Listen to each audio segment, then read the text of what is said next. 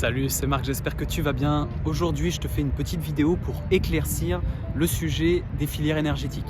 Alors, j'en ai déjà parlé sur la chaîne, tu sais, je t'ai vulgarisé, je t'ai expliqué un petit peu le fonctionnement des trois filières énergétiques que sont l'anaérobie alactique, l'anaérobie lactique et l'aérobie. Trois méthodes, on va dire, que le corps utilise pour produire de l'énergie. Et donc, on va éclaircir un petit peu le sujet. Je vais rentrer un petit peu plus dans les détails pour t'expliquer une notion qui est importante à mes yeux.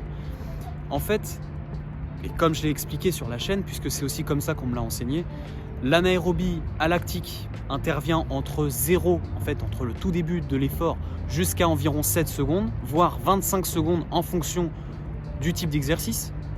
Donc tu es dans un effort qui est vraiment court, où le corps commence à passer à l'action et il lui faut rapidement de l'énergie. Donc là, tu es dans l'anaérobie alactique. Voilà. Après, tu es dans l'anaérobie lactique, entre 30 secondes et 1 minute 30. Et après 1 minute 30, tu es dans l'aérobie. Voilà, c'est un petit peu comme ça que c'est décrit. Mais dans les faits, scientifiquement, et ça a été prouvé, en fait, ça ne fonctionne pas vraiment comme ça. Ce qui se passe, c'est que les trois filières énergétiques interviennent en même temps. Quand tu commences à courir, va y avoir l'aérobie qui va commencer à s'enclencher et il va y avoir aussi l'anaérobie lactique qui va commencer à s'enclencher. Il ne va pas y avoir qu'une seule et même filière énergétique, mais les trois vont s'activer.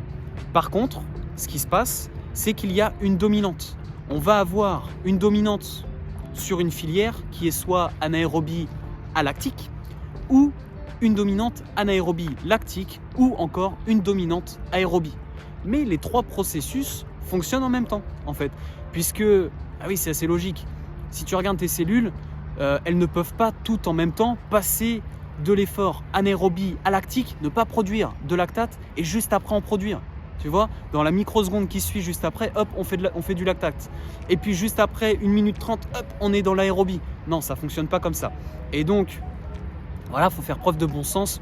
Quand tu t'entraînes et que tu te dis, je fais un effort court, très court, je fixe la filière anaérobie alactique, puisque c'est la dominante, mais tu viens quand même travailler d'autres fibres musculaires qui vont travailler différemment, qui vont enclencher l'aérobie ou encore l'anaérobie lactique. Voilà.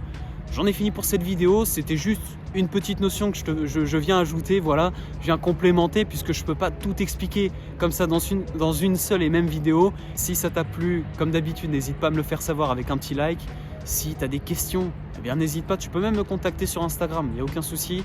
Je me ferai un plaisir de te répondre. Et puis n'hésite pas à t'abonner à ma chaîne si tu veux avoir des conseils en prépa ou dans le domaine de la musculation, peu importe. Quant à nous, on se dit à la prochaine et surtout, prends soin de toi.